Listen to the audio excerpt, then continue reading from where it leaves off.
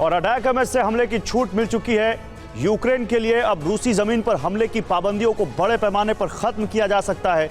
Ukraine की जमीन पर नेटो के ऐसे कई हथियार मौजूद हैं जो रूस के लिए बहुत घातक साबित हो सकते हैं। यूक्रेन के लिए नए हथियारों का ऐलान भी किया जा सकता है। आईसीबीएम से हमले के बाद अमेरिका यूक्रेन को घातक मिसाइलें दे सकता है और अपने सहयोगियों से दिलवा सकता है।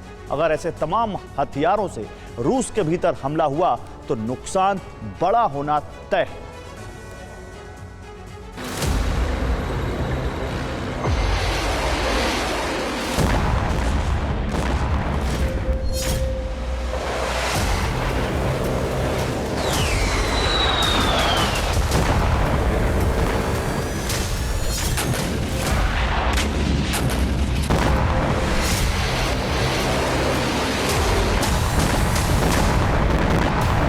अटैक एमएस तो शुरुआत है।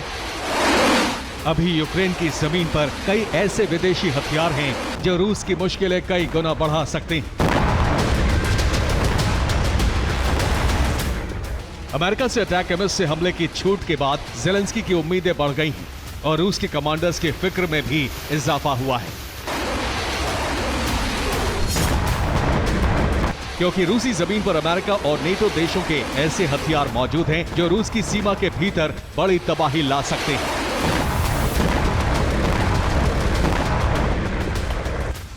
यूक्रेन की जमीन पर टॉरस मिसाइलें पहुंचने वाली हैं, जिससे रूस में भीषण हमले हो सकते हैं, जबकि वैम्पायर यूक्रेन में पहले से मौजूद है।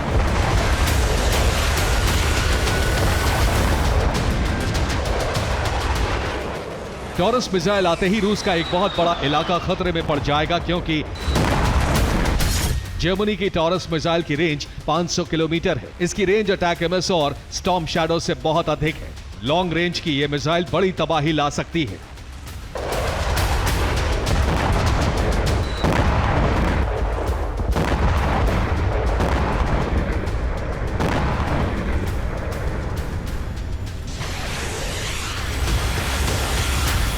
वैम्पायर एक एयर डिफेंस है, लेकिन इसकी मिसाइल की रेंज 1000 किलोमीटर तक है।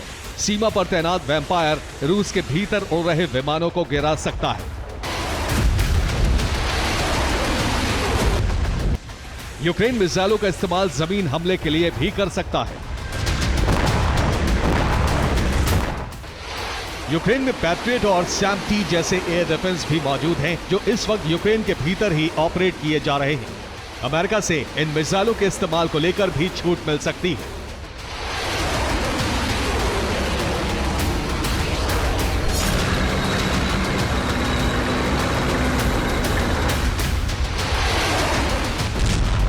रूस के तेवर को देखकर अंदाजा लगाया जा रहा है कि गुरुवार या शुक्रवार की रात को यूक्रेन पर मिसाइलों से बड़ा हमला हो सकता है।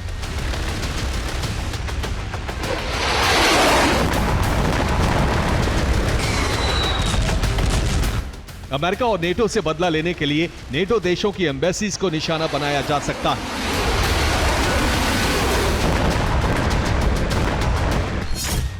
अमेरिका ने कीव में मौजूद एम्बेसी को बंद कर दिया है। इटली, स्पेन और ग्रीस ने भी एम्बेसी को बंद कर दिया है। कीव में एयर डिफेंस की तैनाती बढ़ाई गई है।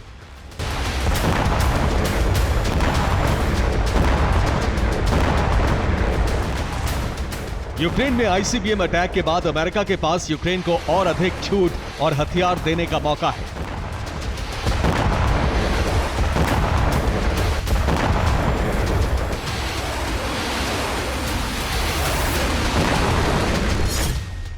यूक्रेन ने नेटो से टॉमाहॉक मिसाइलों की मांग की है। ये मिसाइलें 1500 से 2500 किलोमीटर दूर तक प्रहार करने में सक्षम हैं।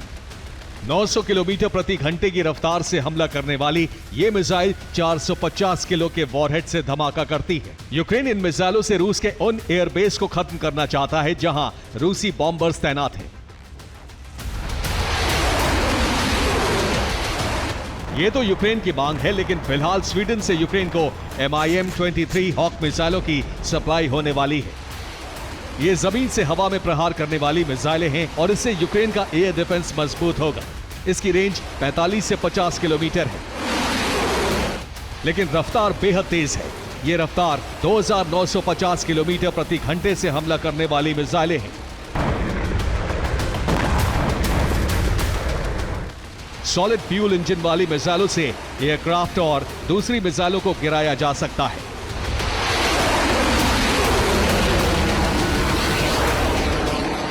बीस नवंबर को जर्मन सरकार ने यूक्रेन के लिए एक नए सैन्य सहायता पैकेज की घोषणा की है। जर्मनी से यूक्रेन को Marder armoured vehicle, TRML-4D radar station के साथ हॉवित्जर और गोला बारूद मिलने वाला है।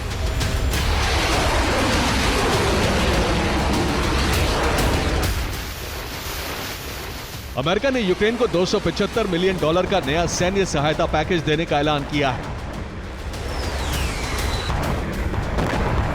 पैकेज में हाइमर्स राउंड, तोप के लिए गोला बारूद, drone, javelin anti tank missile, spare parts और दूसरे तकनीकी उपकरण शामिल हैं।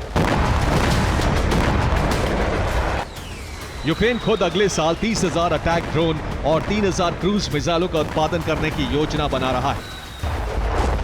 ऐसे में आने वाले दिनों में रूस पर और घातक हमले होने तय माने जा रहे हैं।